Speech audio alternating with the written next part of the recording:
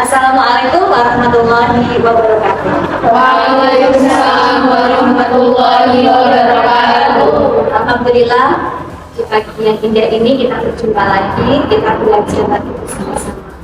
Kali ini Ibu akan mengajak kalian tadabbur satu ayat dalam surat Fussilat ayat 34. Ini Ibu sudah siapkan slide-nya, kalian nanti akan baca satu persatu. Kita akan baca ayat ini terlebih dahulu. A'udzubillahi minasyaitonirrajim. Bismillahirrahmanirrahim.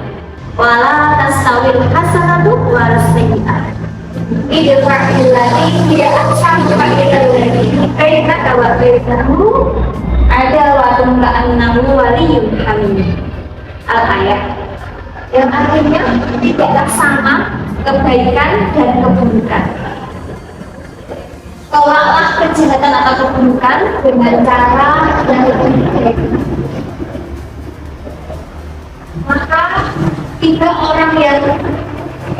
Maka orang yang antara kamu dan dia ada bermusuhan seolah-olah akan menjadi teman yang sangat setia. Jadi ayat ini sungguh ayat yang luar biasa. Ayat ini menerangkan bahwa tidaklah sama antara kebaikan dan keburukan atau kejahatan.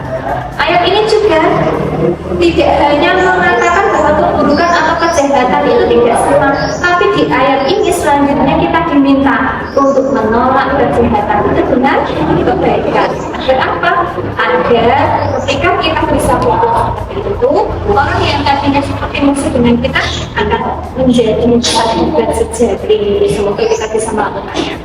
Dari tadabbur ayat ini, Ibu ingin mengajak kalian bersama-sama untuk berdiskusi. Kita akan membuat kelompok diskusi. Dalam diskusi itu silahkan kalian akan menentukan atau mencatat apa itu kebaikan, apa itu kejahatan atau keburukan.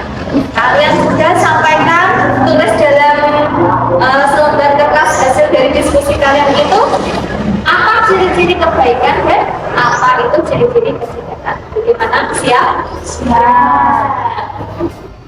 Mohon maaf, izin sedikit memberikan masukan. Oh ya, silakan.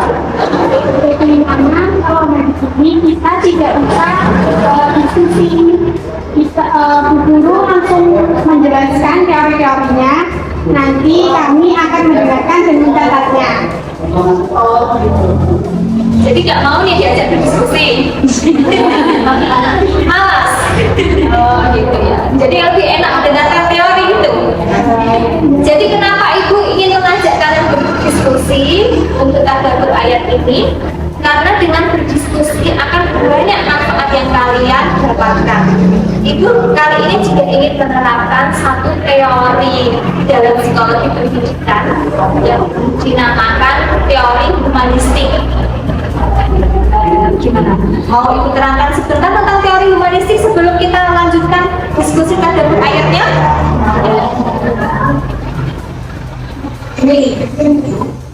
Jadi anak-anakku sekalian, teori humanistik itu adalah teori tentang proses belajar yang memanusiakan manusia. Pada teori humanistik ini, proses pembelajaran itu ditekankan pada prosesnya, tidak pada hasil belajarnya. Jadi ketika kalian berdiskusi itu nanti, kalian akan mencapai proses bagaimana mengerti tentang, kalau tadi kan kita tentang kejahatan dan kebaikan. Nah, dengan teori humanistik ini nanti Ibu terapkan dalam pembelajaran ini, kalian akan lebih memahaminya. Teori humanistik ini banyak dicetuskan oleh para ilmuwan, antara lain Arthur Fox, Abraham Maslow, Karl Popper. Nah, kalau kalian bertanya manfaat teori humanistik itu apa sih, Bu? Dalam proses pembelajaran atau proses belajar, teori humanistik ini kenapa saya terapkan? Karena saya yakin manfaatnya itu sangat luar biasa. Yang pertama, mengubah sikap atau perilaku individu dari yang awal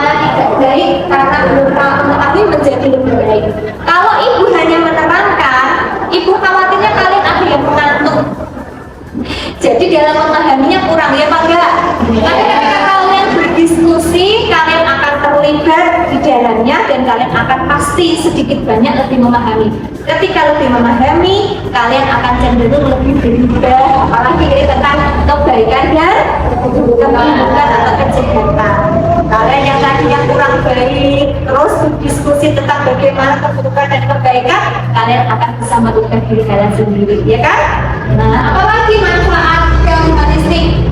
Membiasakan individu untuk berlaku secara demokratis, partisipatif.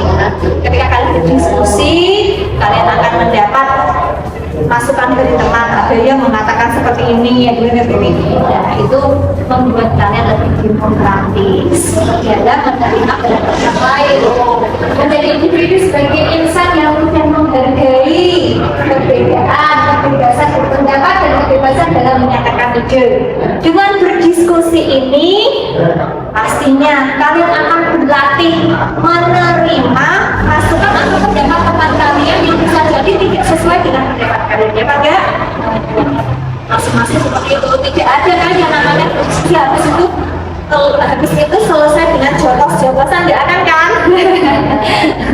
Maka dari itu nanti dengan berdiskusi kalian akan menjadi individu yang menghargai perbedaan, kebebasan dalam berpendapat masing-masing. Nanti dalam diskusi harus memiliki pendapat masing-masing dan kebebasan dalam menyatakan ide itu akan kebebasan masing-masing harus memiliki. Jangan ada yang aktif dan pasif ya dalam diskusi nanti. Yang terakhir, meningkatkan keinginan belajar individu. Karena kalian harus menyampaikan ide dan pendapat atau gagasan, kalian juga harus aktif belajar, aktif berpikir tentang masalah yang akan kita angkat. Ya, itu tentang manfaatnya. Selanjutnya ya, kelebihan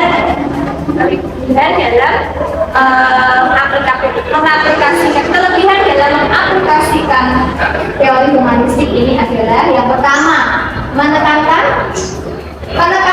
ada pada pembentukan kepribadian bagi nurani perubahan sikap dan individu ya tadi. Ketika kalian berdiskusi, kalian memahami, kalian akan mudah mempraktekkan, ya kan? Yang nomor 2, kelebihannya menumbuhkan minat seseorang untuk terus belajar. Ketika berdiskusi, ada teman yang menyampaikan pendapat, terus kalian akan termotivasi untuk juga bisa menyampaikan pendapat tentang masalah yang kita diskusikan. Kalian semangat, paling nggak nanti ada yang bingung apa sih itu ya? Itu kan bukan semangat ya. Beda ketika ibu nanti menerangkan, dan kalian hanya mendengarkan. Kalian pasti akan lebih pasif ya. Yang ketiga, membuat seorang individu memiliki pengalaman yang berbeda. Kalian aktif terlibat, kalian akan memiliki pengalaman. Kadang-kadang dalam berpendapat kita berbeda dengan kacamata teman kita loh, ya kan? Ketika kita bersama-sama mendengarkan pendapat teman yang satu kok A, teman yang satu kok B, oh ini ya cara pandang orang itu ya. Jadi kita akan lebih memiliki pengalaman. Yang keempat, menumbuhkan kreativitas individu. Orang yang dari berpendapat atau dari bertanya itu pasti memiliki kreativitas, otaknya pasti jalan ketimbang kalian ketika mendengarkan saja. Mengubah sikap dan pola pikir, kalian akan lebih menghargai orang, akan lebih terbuka karena ternyata di satu masalah, dalam satu masalah yang kita diskusikan ternyata banyak pandangan pendapat. Semakin lama waktu yang dilalui seseorang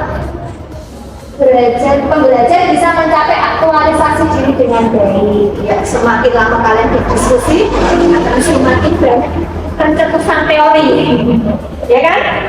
Karena dari banyak pendapat-pendapat itu. Ini kelebihan teori. Ini kelebihan. Bu, izin bertanya. Oh iya, silakan. Tadi kan Ibu jelaskan tentang kelebihan teori humanistik. Nah, apakah ada kekurangannya dalam teori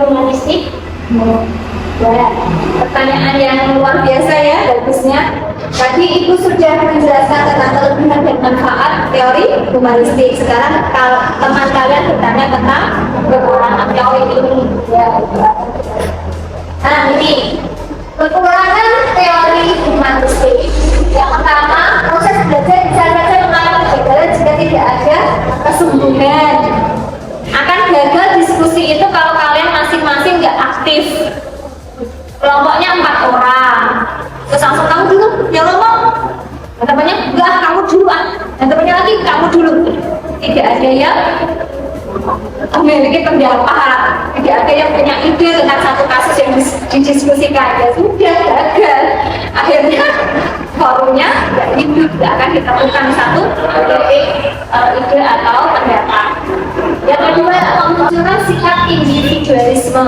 Ini terjadi kalau dalam satu forum diskusi itu ada yang mantap dengan pendapatnya sendiri, gitu ya. Jadi tidak mau open mind, tidak mau memiliki pikiran terbuka dengan pendapat orang lain atau temannya.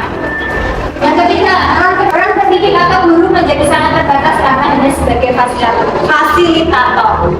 Ya, dengan kalian berdiskusi, Ibu hanya mengarahkan saja, hanya memfasilitasi saja diskusi kalian apakah sampai berapa menit selesai, juga akan Ibu sampaikan bahwa diskusi kalian sudah selesai. Itu hanya sebagai fasilitator.